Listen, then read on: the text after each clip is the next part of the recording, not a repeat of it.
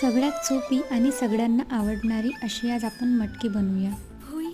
रात्री भिजवलेली मटकी घेतलेली आहे, टोमॅटो घेतलेला आहे, कढीपत्ता आणि कांदा घेतलेला आहे, तिखट, हळद, धन्याची पावडर, मोहरी, जिरा आणि मीठ घेतलेलं आहे।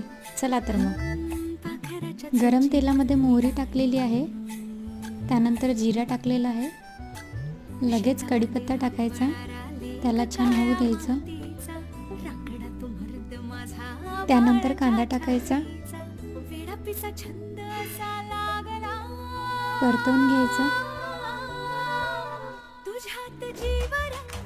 त्यानंतर टोमॅटो ॲड करायचा,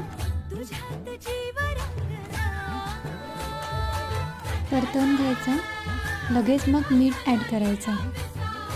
मीठ आधी ॲड केल्याने टोमॅटो छान शिजतं।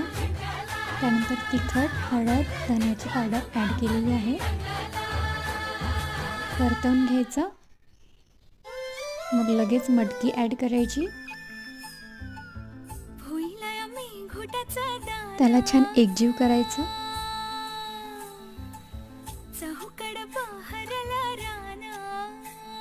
मग त्यात थोडं पाणी ॲड करायचं, परतवून घ्यायचं छान, त्याला थोडं वाफवायला ठेवायचं।